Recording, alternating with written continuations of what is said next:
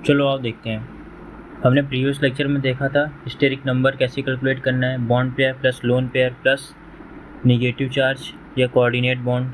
ठीक है, इन सब का क्या कहते हैं हम लोग स्टेरिक नंबर में कैलकुलेशन करते हैं। ठीक है, तो और इस चैप्टर में देखने हैं नेक्स्ट टॉपिक में हमें geometry and shape. Steric number से हमने हाइब्रिडाइजेशन निकालना सीख लिया था। अब उस हाइब्रिडाइजेशन से क्या ज्योमेट्री आएगी, क्या शेप आएगा। ठीक है, देखो ज्योमेट्री लोन पेयर इंक्लूड करती है। ठीक है, यानी कि लोन पेयर इंक्लूड करके हमें ज्योमेट्री बतानी है। शेप विदाउट लोन पेयर, ये क्या मैं कह रहा हूँ ये भी क्लियर हो जाएगा, आगे फर्दर देखते हैं। तो चलो आओ, देखो ये चार्ट मैंने बना रहा था तो सब कुछ गड़बड़ हो गया था, तो वहीं से फिर से कंटिन्यू किया। स्टेरिक नंबर देखो दो, एक एस और एक पी, ये दो हो गए। तो ये क्या ज्योमेट्री हाइब्रिडाइजेशन हो गया, एस पी। स्टेरिक नंबर 2 था तो ज्योमेट्री क्या आई, विद लोन पेयर। इसमें देखो लोन पेयर कोई भी नहीं था, देखो लीनियर है।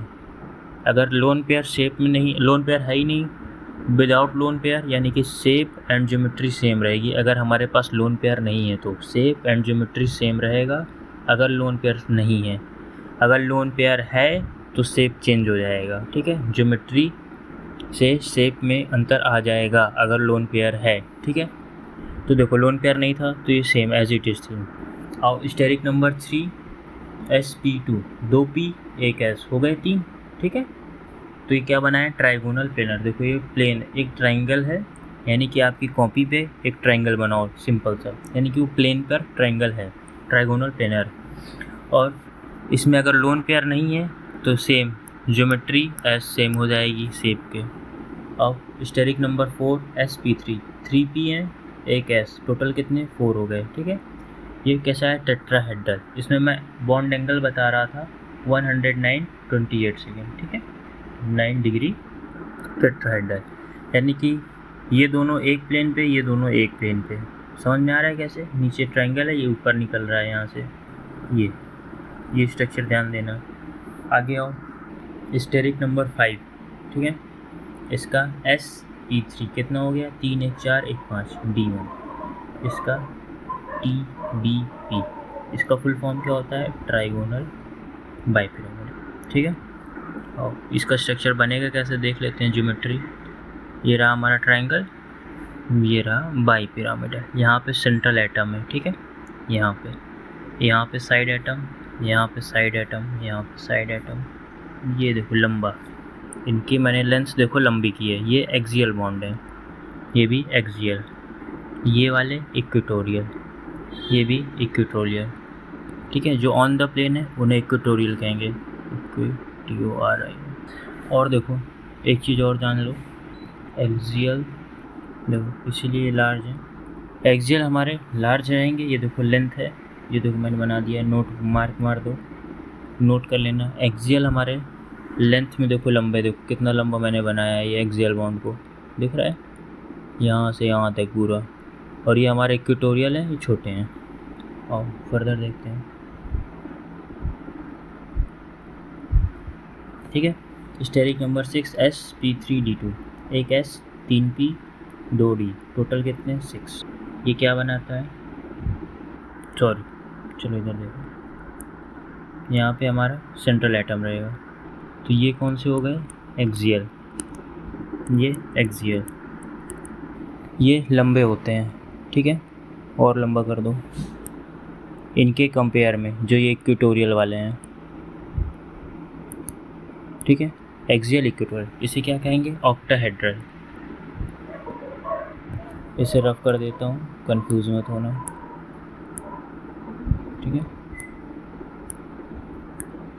अब हमने क्या क्या देखा, स्टेरिक नंबर 1 2 3 4 5 6, इनका हाइब्रिडाइजेशन क्या था, sp। ज्योमेट्री क्या आई, लीनियर। ये sp2, ये sp3, sp3d1। ठीक है, sp3d2,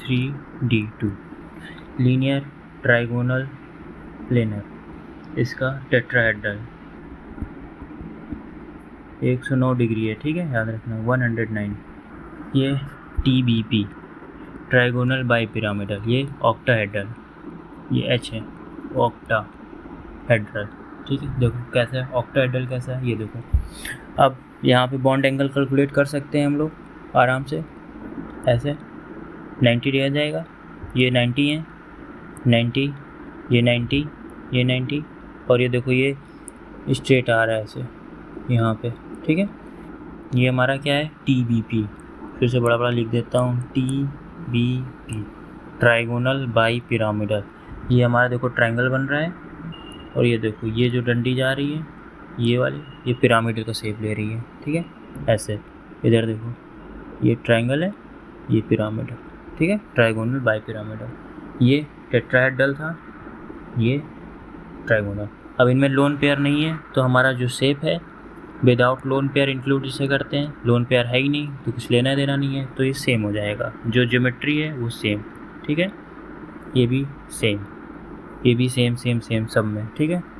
geometry equal to shape, चलो लिख देता हूँ मैं, इफ, ठीक है। ये कब, जब हमारे पास no loan payer, zero loan payer. अगर लोन पेयर आ जाता है तो ज्योमेट्री एंड शेप सेम नहीं रह जाएगी। ओके, आओ अब नेक्स्ट क्लास में हम देखेंगे लोन पेयर जब आ जाता है तो हमारे इसमें क्या चेंजेस आते हैं ज्योमेट्री में, ठीक है, शेप में क्या अंतर आ जाते हैं, वो क्या बन जाती हैं।